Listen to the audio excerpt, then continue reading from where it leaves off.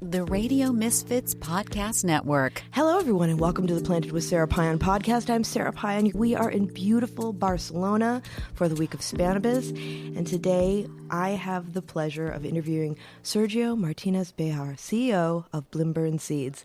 Sergio, welcome. I'm so excited to have you here. Thank you for having me. Absolutely. And welcome to our city, Barcelona. Thank you so much. We have had such a wonderful time. It's my first time here, and I have just been overwhelmed with all the beauty and warmth. It's just been wonderful. Thank you. And to be here for the final Spannabis is also wonderful. Yes.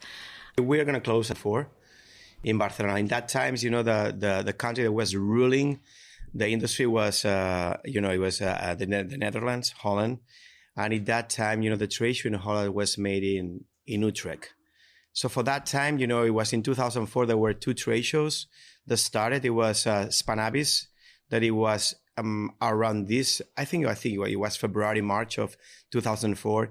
And October of 2004 also was the High Life trade show, High Life BCN, that it was the trade show that was made in Holland that came to Barcelona too. So we are talking about more than 20 years ago. There is only 1 year that Spannabis has skipped because of the pandemic. And I think it's going to close a cycle. Sadly, there is so many things going on in the city of Barcelona. The mayor is totally against the social clubs. I think, what happened with the social clubs has helped also Spannabis to be successful, because there is so many people from around the world. They come to the trade show, but they come also to all the things that they are done at the same week in Barcelona. So next year is not going to be Spannabis in Barcelona. So most probably, and I think, that the country that is going to take, the legacy, I'm pretty sure it's going to be Berlin. Yeah.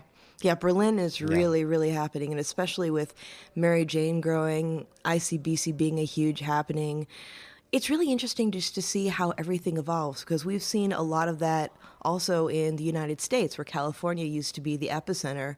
I mean, I lived in the Bay. I didn't have to go anywhere to go to a conference. And now that is not so much the case. But it's just the evolution of what we're doing. Nothing is forever. That's true. So, we are quite for a long time in the industry, and we have seen companies, they're over. So I think, the good thing about it, is that we are like a family.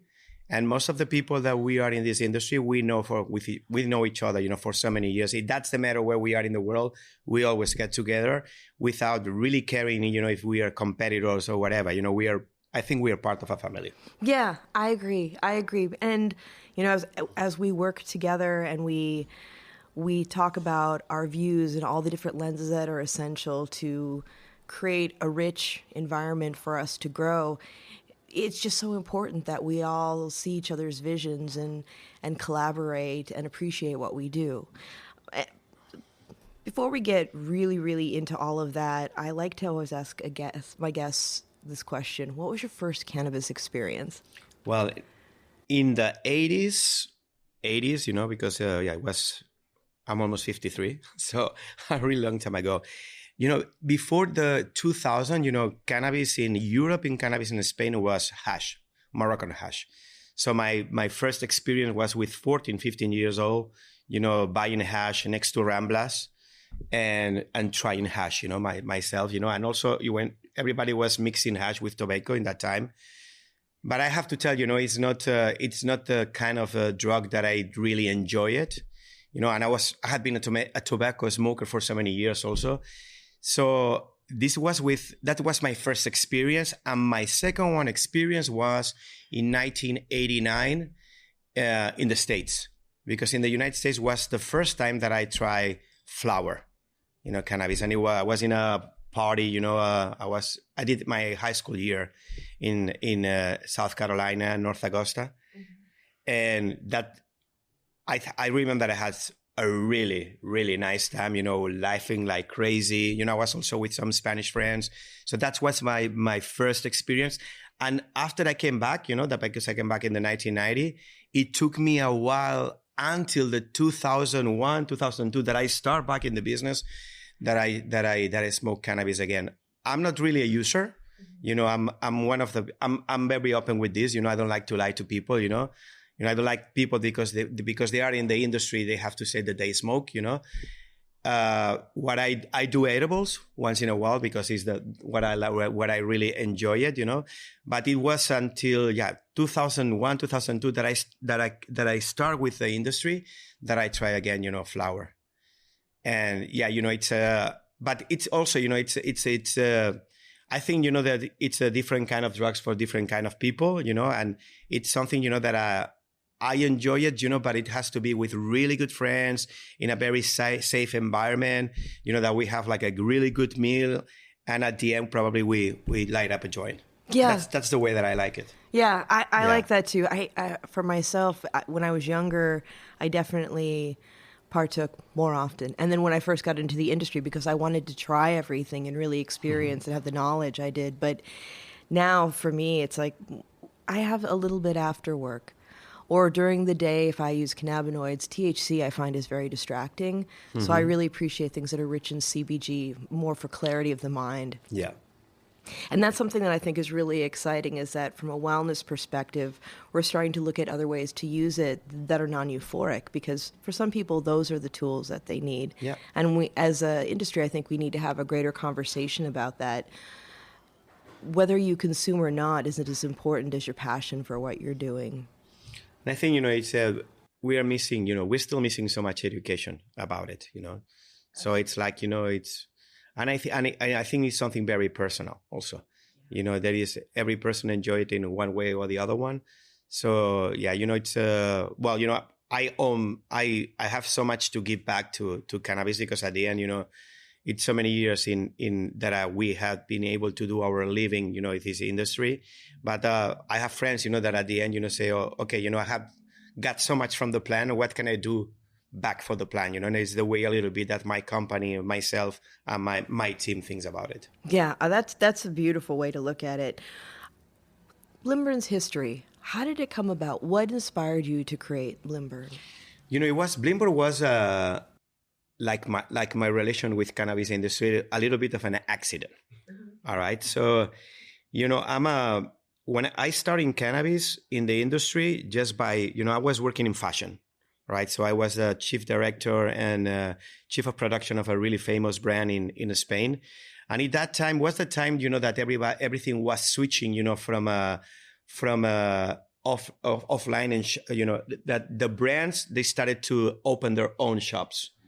And I was the director of sales, that we were selling to other shops. And I say, okay, if my brand, the brand that I'm working with, is going to start with their own shops, my job doesn't have any kind of meaning anymore. And at that time, I was thinking about to get into the pharmaceutical industry, like visiting doctors and explaining about, products. And just by coincidence, when I was 24, 23, I worked in a wholesale company that they were selling like T-shirts, rolling papers, everything that you can see in a tourist shop in the Mediterranean. That company was selling it to those little shops, for the markets and everything. And they called me, because, and they were like, okay, Sergio, what are you doing? I'm okay, I'm working in that company. And I said, listen, it's right now in Spain, there is so many shops that they are opening, to sell everything that you need to grow cannabis in your house, And we're selling rolling papers, we sell T-shirts with a marijuana leaf, but we don't want to get really into it. We're a little bit scared. And they were, okay, come to us. We're going to build up this company. We're going to give you shares of the company. We're going to make equal your salary. And I started with 15% of the company and end up owning the company. All right. In that time, everything, the shops were selling seeds, but they were selling clones. So the clone market, it was an underground market. It was a really powerful market. So at the end, most of the shops, they were really keeping, really good genetic, and mother plants. And then when it was 2005, something like that, there were some Spanish companies really got into the technique of doing feminized seeds. All right. So those shops become seed banks. And at the same time, so many grocers that were our customers, they started becoming seed producers. All right. So the whole market was switching from Holland to Spain for all the seed production. Right. So we were distributing everything that you need to grow cannabis. We were distributing seed banks, and in a certain moment we started selling, white label to other people, because all our founders of Blimburn, that they are not anymore with the company. It was the year 2008, so we were very involved with seeds, but not with a brand, So we got together, a couple of friends from the Basque countries, and they were my customers, and they said, okay, let's start with the seed bank.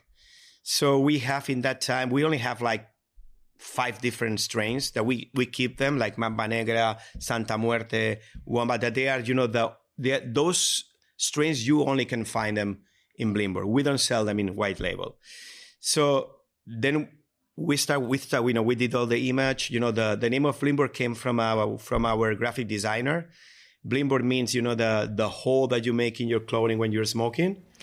I didn't know that. Yeah, so it's a slang from the UK. All right. So then you say, okay, let's call it Blimburn, because everybody that smoked, they have Blimburns. All right. So that's how we started. We started with 5 different strains. Then, because we knew people knowing how to produce really good genetics, we were, okay, I'm not going to do white weed if someone else is doing it. So we came back with this line into the seed bank that is called Certified by Blimburn, that it means seeds that we don't produce, but we certify them that they are really good, because we work with the people that they have the elite clones and everything. And then, everything started moving. In that time, we were a very small seed bank. In that time, the big ones, they're already the big seed banks, Sweet Seeds, Eva Seeds, they were. And instead of selling to the Spanish market, we decided to leave the Spanish market and to start with the international market. 2012, I was the director of Expo Grow Irún. It's a trade show that it's not made anymore, but more probably it's going to come back, just for you to know. With my actual partner in the United States, with Thomas. In that particular trade show, I met Steve D'Angelo. Growing your cannabis business is exciting until it's not. Struggling with messy operations, supply chain chaos, or tough decisions? New Holland Group is here to help. They partner with founders and execs to untangle the hard stuff and scale with intention. Thinking about expanding globally? New Holland Group helps you think big while staying grounded in compliance, culture, and safety. Strategic expansion done with purpose, experience, and integrity. Visit new-holland.group to learn more. He's the ambassador of Blimburn. He's a person that I really have admired so much. His ideas, what he has done for the plan. So we met in 2012 because he did a conference in Expo Grow. And then I was like, wow, it's there is so many seeds in the European market, but we are missing, the strains from North America, from California. So in my first trip to California, I think it was 2013, 2012, that I went to see all the Bay Area scene. I went to see Steve D'Angelo. In that moment, it was like you needed a medical recommendation to be able to get into Harborside. So we were like, okay, what about if we take some clones from California, we fly them to Barcelona? Okay, nothing is going to happen here. What about if we get busted in Barcelona? There is no THC in the clones. Maybe we get a fine. Let's do it. So we brought some clones, I was not able to do anything with that clones, and I came back like 6 months later to take again the same genetic with one of my breeders right now that is working with us since the very beginning, with all the good things that we have, the things that we do our own in Blimburn.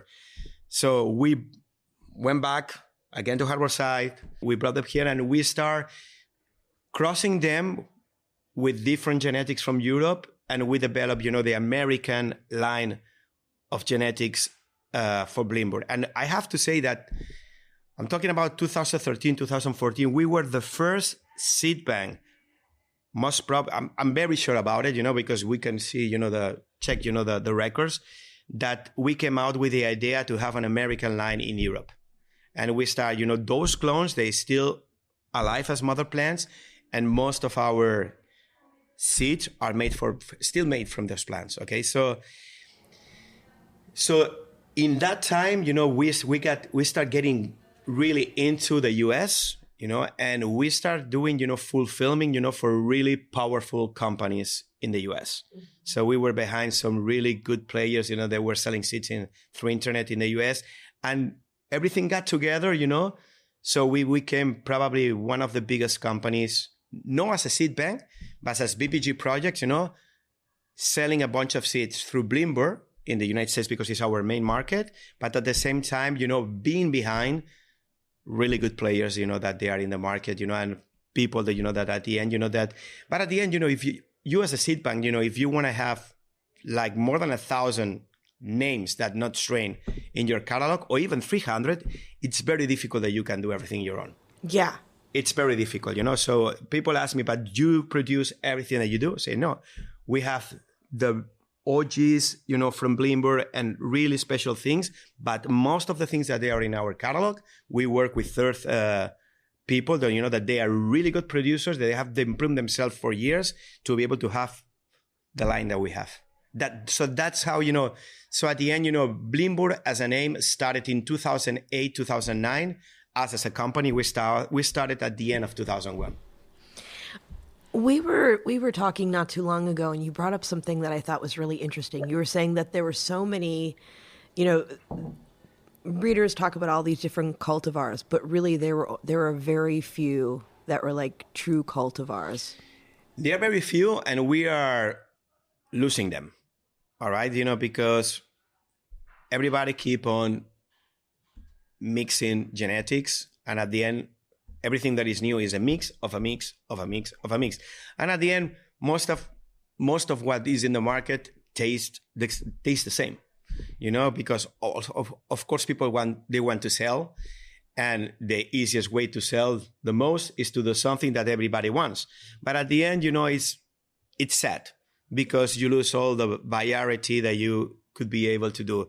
Also, people, when I say that it's not really educated, people sometimes they ask, okay, what are your best sellers? Highest THC. People is looking for the highest THC, for the biggest yields, and for the shorter flowering period time. And that's sad. Because at the end you have, terpenes are really important, flavors are really important, so there is a miseducation. And I have to say the market for fumeliers that we say, or really connoisseurs, is a very, very small market. We sell regular seeds also in our catalog because we believe in regular seeds, but the market for regular seed is gone. Totally gone. Because the people, I understand someone that has a 1 square meter in the house, to grow 5 or 6 plants, they don't want to fail. So they don't have time, to put 10 plants, take 3 out because they're going to be males. That's the market. It's very difficult to fight against the market. This is what it is. So at the end, we have more than 1,000 different strains in our catalog. We say it like this because it's difficult for the people to make them understand that at the end, what we really have is more than 1,000 different names. Because there are some strains that they just changed the name and they're just another phenotype of the same strain, And we were talking about this, like 2 days ago. We really believe, I will always put the cannabis, what is, the cannabis, not the cannabis industry. When we talk about flower, when we talk about strains, I always make a comparison with wines, and it's like wines, there is people that they do hybrids, but of course, it's not going to be the same, the Pinot Noir that you grow in Burgundy, that the one that you are growing in Napa Valley, or you grow in Chile or in La Rioja, Spain, It's the same strain, but they taste different. Why? Because it's a different grower, probably it's a different phenotype. The climate is very important in the way that this plant is going to develop. So I think we should keep the original names, thinking also that those names also doesn't belong to anybody. Because it's what I say, if I breed dogs and I have a Bernese dog, is a Bernese dog, Right. And if I cross it with another Bernese dog, it's gonna be the same strain, But I'm gonna push the winery of the breeder, but I cannot change the name. I cannot keep on changing the names, And this is something, that it goes crazy, and it goes really crazy because we really know it because we sell seeds to so many people. Now I know strains that they have like 25 different names. Yeah. And they are almost the same. So there is something that we really need to sit down all together, and that we cannot keep going with this. The only way that you can really own a strain if you change 20% or 25% of the DNA. And this is called Monsanto, and I'm totally against that. I agree. All right. I think it's something, we need to really push, the winery that in our case is Blimburn. So we have strains that you can find in another seed banks, and most probably most of the names that we have, there is a guy that did the cross and put the name on it. Not us. He did it, but it's the way that it is. Yeah. Emerald Village, West Hollywood, the heart of cannabis culture in Los Angeles. From the first legalized dispensaries to the nation's first cannabis cafe, WeHo leads the way. Visit legacy spots like AHHS, LAPCG, and MedMen. The fresh vibes at Calma, Urban Leaf, and Green Queen. Chill at lounges like The Artistry, OG Cannabis Cafe, Off the Charts, Pleasure Med, and The Woods. Emerald Village WeHo, the world's 5-star cannabis destination. Your elevated escape awaits. Yeah. I have to say that I find it frustrating when I've found favorite cultivars in the past, and then I don't find them anymore. And one of the common things is it's a low yield. It doesn't make sense to do. And I wonder in the future, because as going back to your comment about how cannabis is so personal, as more people start to be turned on to cannabis, as it becomes more normalized, because then people feel free to experiment, if we'll start to see more craft growers doing more niche cultivars. Like I have some friends in North America, especially like Bohemian Chemist, Sugar Hill Farms. They have old land races. Like they're collecting land races. They're starting to bring back things like Panama Red. They're actually doing a fermentation cure on Thai stick. And, they're like, yeah, some of these are low yields, but they're incredibly valuable. And, we have to look at how people feel emotionally about it. Like when I worked in a dispensary, I was the head of education for the apothecarium dispensaries. I remember when there would be something that would come in, like whether it was a pressed hash or, an old cultivar, just seeing people of a certain age coming in and knowing that they would be interested in seeing like the twinkle in their eye and the delight that it was something that was familiar that they remember growing up with. I think that there's something to be said for that too. And I'm wondering, do you think that we can have a comeback as far as I think so. We as a seed company, we're proud that we keep, mother plants from the late 90s, early 20s, before all the feminine seeds came into the market. There were more regular seeds. There were people keeping clones. So we still have, we still have those cultivars. But at the end, I think people is going to go back to it. Mm-hmm. Some of them, I really like food, and you have McDonald's and you have one Michelin star restaurants. Right. And of course, if to be able to enjoy a Michelin restaurant, you need to educate your palate. You need to try so many things, to look for experience. But also, if you want to feed yourself, probably you go to any fast food, for cannabis at the end, I think it's the same. There is people that just want to get high as fast as they can. So, but there is less people, but enough people that what they are looking for is also the experience. It's not about just the high, it's about the flavor, to share, to enjoy. So I think there is a market for it. This is a very small market, but it will be a market. And I think, that the companies that will be able to keep those cultivars, I think people at the end is going to try to find them again. It's so sad because there is, the new generation didn't try things that they were available at the late 90s, beginnings of the 20s, They really don't know about those things that they are really, really great. And of course, I think, there is going to be people that is going to take care of it. Yeah. I'm 100% sure. Well, and also you think about it in like the 90s and the early 2000s, your average cannabis user didn't understand anything about strains because you got what you got. Like I remember, my person would come over with a few turkey bags of different things, and they'd tell me what the names were. But then I'd say, well, which one should I try? And they're like, I don't know.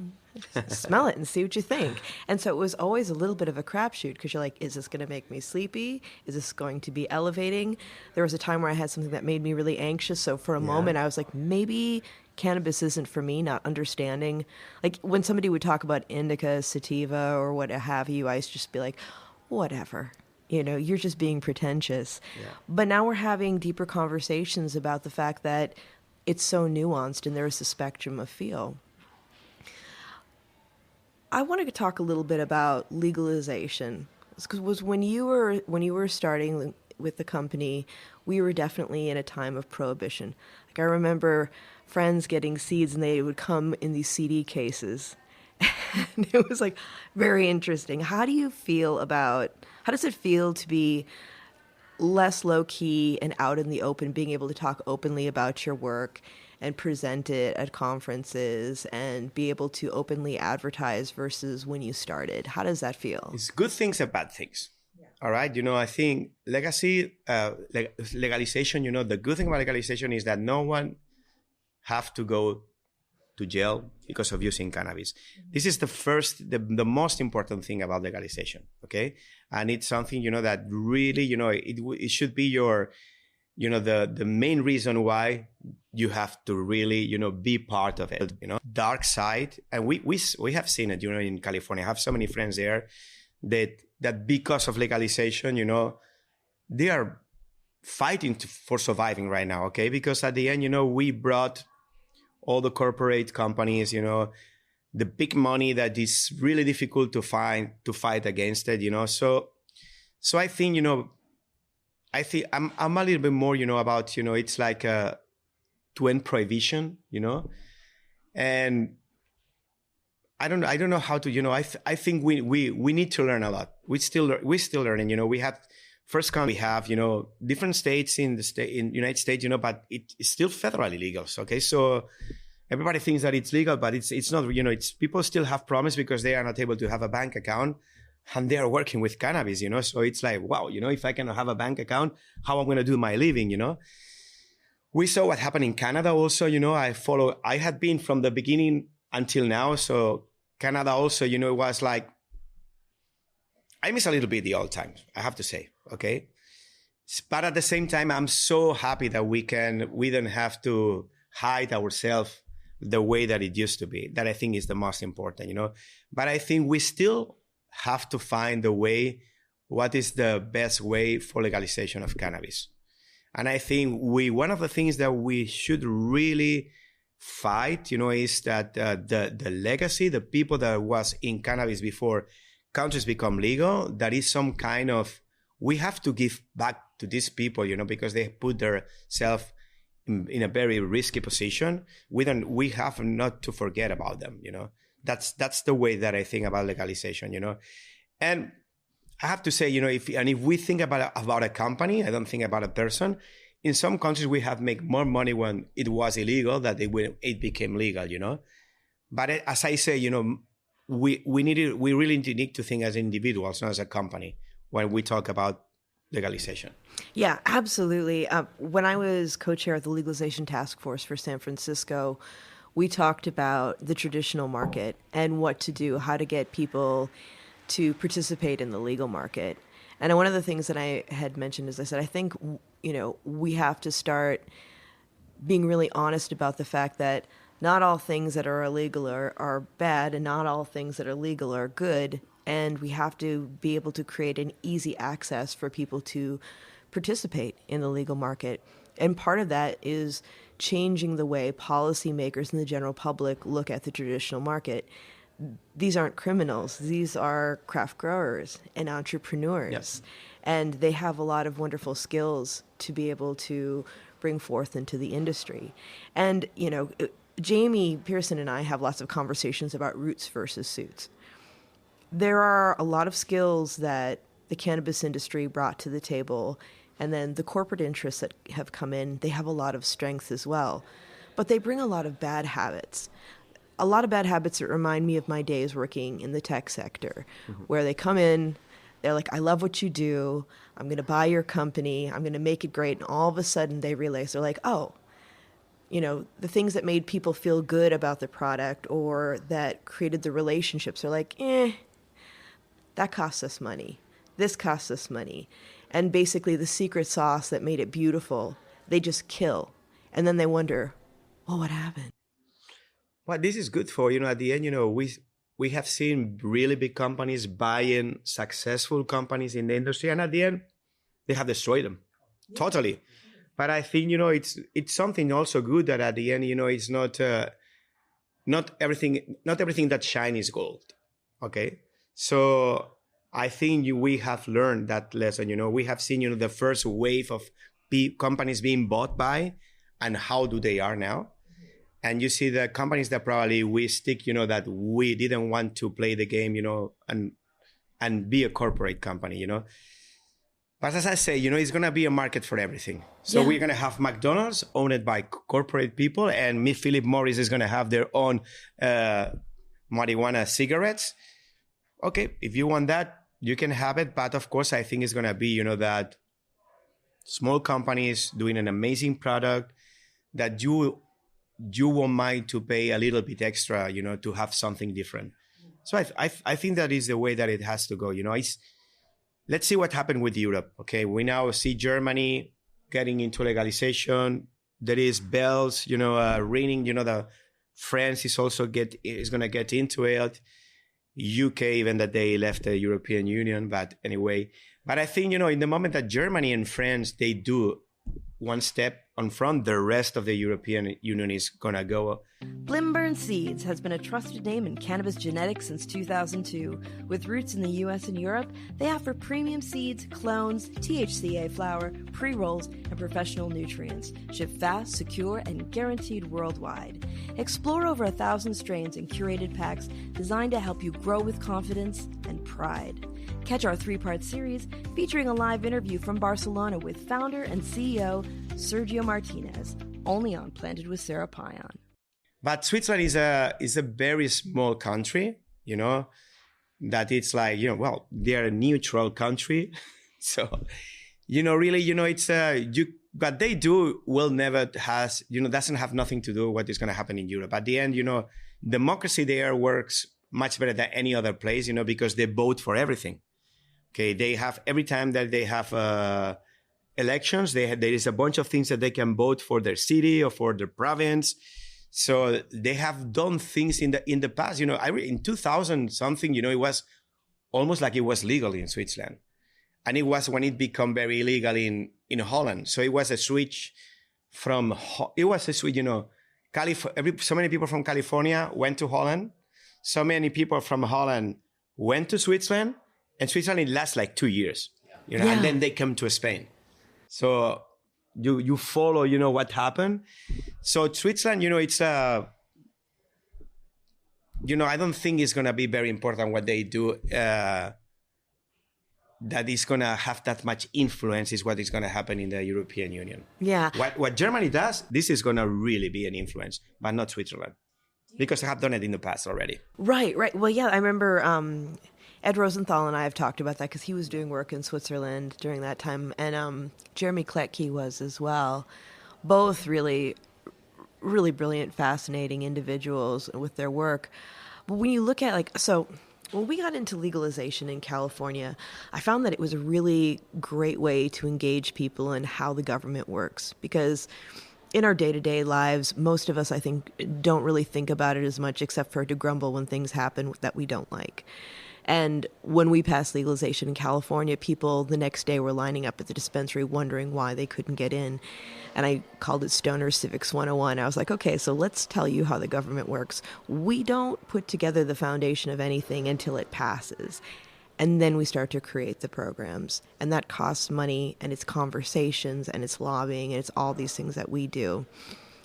I know that here in Europe, a lot of times, especially in places like Germany and Switzerland, policy moves a little bit slower. Do you think that contributes to more thoughtful policy around programs? Yeah, I think so. And also German people, when they do something is very bad, because they are very convinced of doing it, and they don't go changing things like crazy. Okay. So I think, probably, the program that the Germany has will work better probably that what happened, in California or on other states or other countries, but I'm not really sure about it also, because, it's a problem about politics. We need politics. Okay. I'm a very believer in democracy, but at the same time, people, the way that people act today, is everything has to be fast. Okay. If you cannot get the attention of someone in seconds, forget it. So people doesn't go into the programs, they go into the titles, the easy message. So I'm not that optimistic about politicians, and trying to do their best, but also there is a dark side behind it because they need more money for taxes. They know that to bring, they are some of the politicians will think, okay, if we put cannabis legal, they're not really maybe doing it because it's good for the people. It's because they think they're going to have much more money, for the government. That is super nice if you do something good with that money. Right. Okay, so I'm not really optimistic, what's going on in the world about it. Yeah. It's a really interesting time with that. And I was talking to Bo Whitney at ICBC just the other day, and we were having a conversation about policy and data. I was asking him, the data that you present, does it help drive policy? And he said something that I knew, but I guess I just it never really crystallized for me. It's like policy is emotional. It's not based on data. It's very emotional because the people that are coming to the table to create the policy are coming with their own emotional lens. Yeah. So, I would love, legalization to come to Europe, but I think, it's one of the things that we need also, besides legalization is a better education. Yeah. Of the people that is gonna pay our pensions, okay, in 10 or 15 years. So I think that's the challenge of our society right now. Education, but in the families and in the schools, about everything, about cannabis, but about the way of living, of what you want to get what are the things that is going to make you happy in this life. Right. Yeah. Right. Well, and thinking on that lines of things that make you happy in this life and taking it to home growers. Blimburn Seeds and home growers, how do you think that home cultivators can benefit from Blimburn?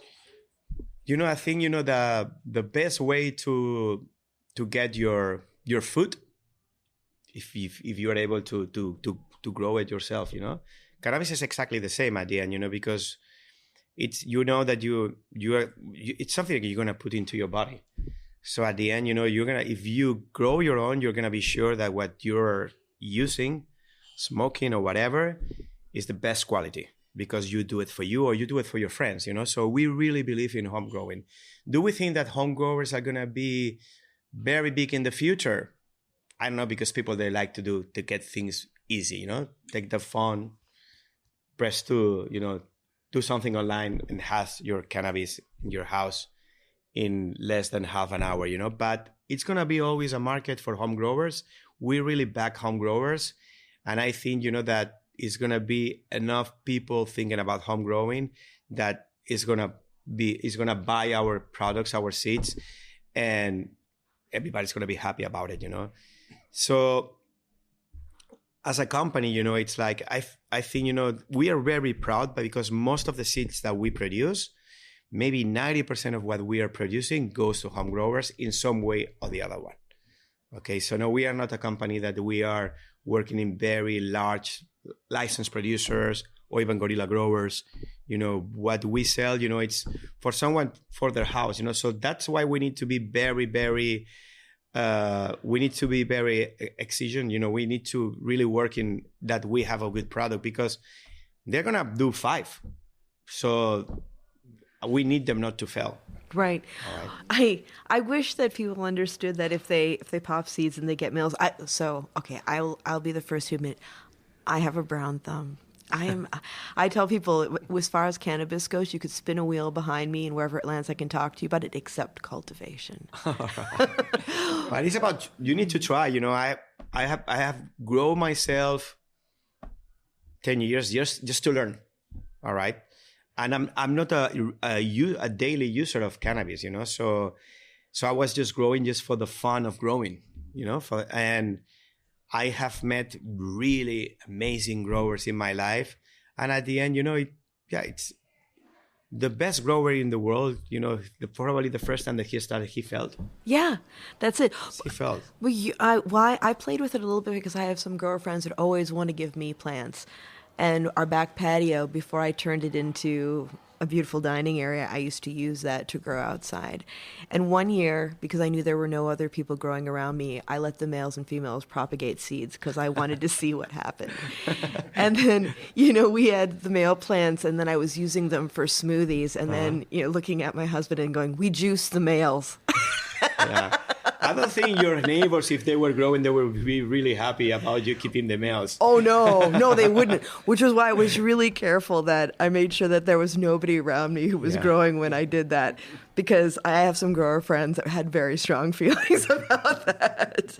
Yeah, but in the beginning it was like this, I think I kept the males also the first time that I was growing in the garden of my father, just because it's difficult to find, a live male of a cannabis plant, I have to tell you something about the males. When people talk about breeders in the industry, so many, I don't consider myself a breeder, The people that really work with me about making seeds, they are seed producers. They are not breeders. I don't think there are breeders left anymore, okay? When someone starts talking to me, I am a breeder, I always make a question and they fail. Okay, because normally when you speak about breeding, you say, okay, what is your mother plant's collection? Say, I keep this. No. If you want to be a real breeder, tell me what is your males collection. And nobody keeps males anymore. And in the old times in the 90s, I have friends that they were there when I was not in the industry. They have seen male collections. Yeah. And it's not there anymore. Nobody, the people, I'm sorry to say, but there are so many companies that what they do limited editions. What do they do limited editions? Because they don't keep anything. So they are crossing this with this. Super good. Very nice. But when it's over because they are not keeping the mother plants or the male plants. So at the end, it's like, okay, if you're a real breeder, show me your male collection. And there is no breeder left. Yeah.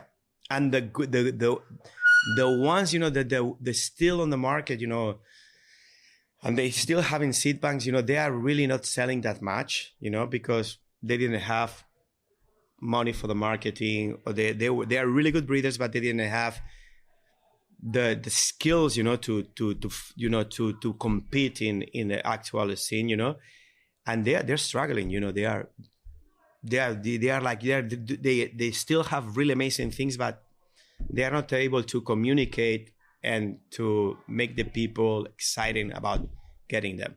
So yes, we are gonna lose, we are losing the real breeders. That's sad, but it also is one of those things that's just so common with creatives, with artists. They have these amazing minds that create these beautiful things, but they don't know how to promote it. They don't know how to have the business side of it.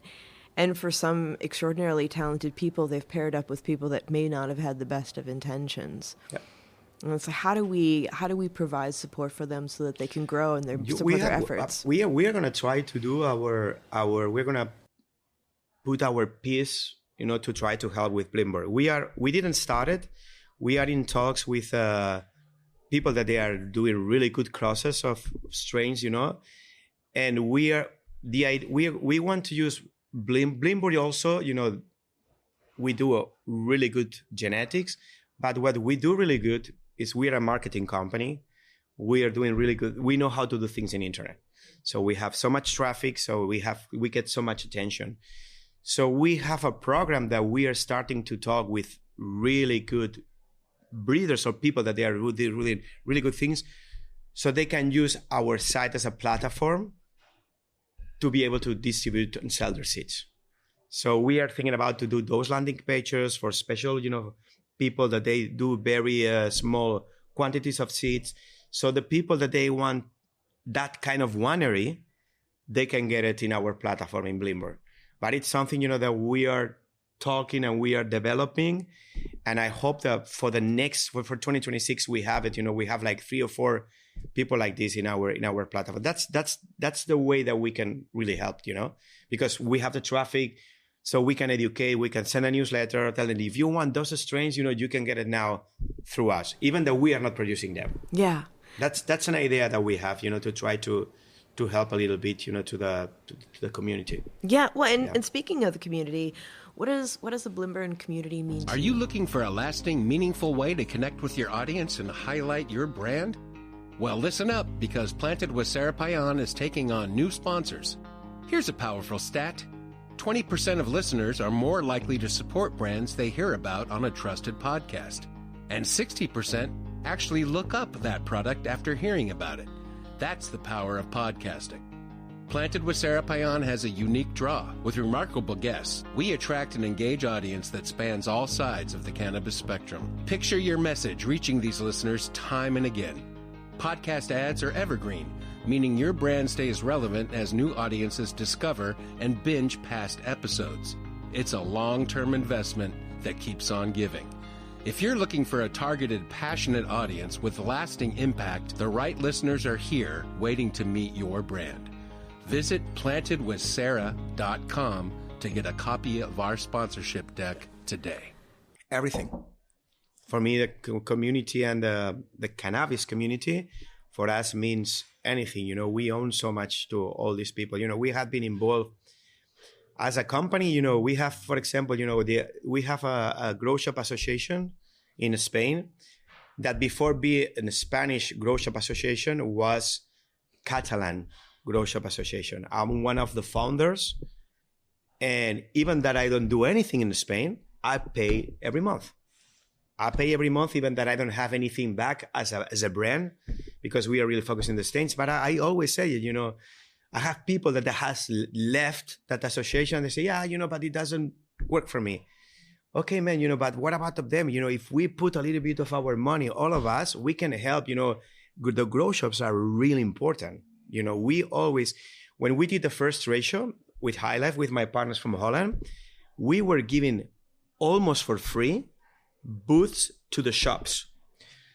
I took one of the guys of the Grow Shop Association, because in that time, the problem that we have with the trade shows and the companies, the brands were selling directly to the end consumers. So it destroyed the market in the Barcelona area. People goes to the trade show, they get everything for free, and they go to the grow shop to ask how it works. That they don't buy it anymore from them. So in that time, I went to Amsterdam to speak with the big guys and tell them, listen, if you're going to come to our trade show, you are going to sell directly, don't come. I'm going to give you the names of all the grow shops that they're going to be in the trade show. Make a deal with them. Yeah. So if anyone wants your seed, you can send them to the grow shop, because at the end, they are supporting you the whole year. And the grow shop has been the place where everybody has been able to learn how to grow, because internet was not that big 20 years ago. So the shop, the community was really, really important. So that's something, we as a brand that we sell directly to the end consumer through the website, because we cannot go against the market. We're still backing up grow shops, because I think we really think that is really important. It's something that we miss in the United States. Right now, we as a company, we say, okay, we want people also to be able to buy our seeds in a shop. So, okay, let's go to smoke shops. Say, okay, yeah, but the smoke shops, the people that go to smoke shops, people that use cannabis, they are not really growers. So probably if we put our seeds in those shops, they are not going to keep them well in the fridge. They are not going to teach right to the growers. So they're going to fail. They're going to say, your seeds are not working. So I think, the hydroponic industry in the United States should be considering very seriously to start selling seeds in their shops and stop talking about cucumbers and tomatoes and speak about cannabis. But this industry was fucking scared, and I understand perfectly. But now it changed completely. So I think are the ones that they really should be backing up, the home growers. But let's see what happens. That's the way that we see it. But I hope they start switching their mind and say, okay, we're gonna get out of the closure, and say, okay, yeah, what we are selling is for cannabis. It's not for tomatoes or cucumbers anymore. Yeah. Well, it helps normalize it because I know there are a lot of people that are really curious about growing at home. Yep. Even if just for the experience. And to have that is just another step towards normalization, and that's incredibly important. And I really love what you were saying about, supporting all of the parts of the ecosystem with cannabis, because that is a huge part of how we lift each other up. We've been having lots of conversations this week about it not being so transactional, more community focused. We aren't competition. What can we do to support one another? And that way there's abundance for everybody, because there's a scarcity mindset that is actually dividing and conquering us in so many different markets. Yeah, it is like this. We always have been, trying to help the community. There is a political party also in Spain, that what they are fighting is for the legalization. They have done so many things, to try to promote, that people will vote for them. But we always, every time that they call us, can you give us a hand? Can you give us a space in one of your events? We always have had space for them, and try to help. Because at the end, I think it's really important, it's not all about the money. Right, yeah. Right. And on that note, what are you excited and hopeful about in the industry? It's difficult. It's very difficult. I hear that. Yeah, the industry. I don't know how the industry is gonna go, but but it's not about cannabis. It's about the whole world. It's about marketing, getting the attention of people in 5 seconds, to be able for them, to get into your product. I'm not really optimistic. I'm not that optimistic about the industry. I think it's going to get more corporate. It's going to go more mainstream. Us as a brand, we are going to try, to keep, our soul. Okay. But I don't know if we are going to be able to do it, because we already, old people in the industry, and I see, I start working with people that they have like 25 years, 30 years, and they think completely different as we do. But, I think for us, we're going to try. I always try to do my best. We always try to do our best as a company. But our time is almost over. The new generations are the ones that they need to think about their future. I'm I care about my kids, one is 20, my daughter is 18. And it's their moment. They're the ones that they have to fight. They're the ones that have to go to demonstrations to try to make this world better. For us, we have done it already, and we keep doing it. But I don't go crazy anymore about it. It's not our turn anymore. Yeah, it is. It is time to turn it over. I want to feel hopeful about it, but I also understand that the younger generation is really sick of all the games. And so I see them kind of standing back and being like, we're not going to participate. Well, things, they have, everybody's talking about, I think social media has been good, but at the same time has been, the worst thing that happened to the new generation. And we didn't know that, because my kids, when they become 12, 14, I gave them a screen, because I thought, technology is good, but now they, they don't read books. They don't get deep into things. They don't try to compare, they don't try to investigate, about, that it's not, you need to scratch a little bit to see what's behind, So, well, now in Europe, they are thinking about social media to you need to be like more than 16 years old to be able to get into social media. You know, they are thinking about telephones to be forbidden during school and high school. Because it's what I say, you know, really need to think about education. And, you know, technology, the way that it is, I think that is not helping at all. Right. Not helping at all. And you see, you know, the big guys of technologies right now, they say, no, we, you know, all the rules about to try to protect, we take him everything out. He's not ready for it. Right. Yeah. Right. Well, and it's easily manipulated. Yeah. I'm sorry. No, I'm don't be to sorry. tell you, you know? No. It's the truth. Yeah. So for people who want to follow Blimburn, to get information about your seeds and genetics, to be able to order or get any sort of educational materials, how do they do that? Website. Our website has everything. We are working in so many things in our website to be able to educate more and more. We have a blog talking about everything that you need about growing. We have a really good customer service that we are going to try to improve the next years. And we are working, you know, and that, you know, for us, Blimburn, you know, me as a founder of Blimburn, as the CEO of Blimburn, we don't want to be just a seed bank. We want to be like a lifestyle brand, okay? That has, you know, if you buy our seeds or get into our space, it has to be more like a lifestyle that, you know, that you follow our philosophy at the end, you know?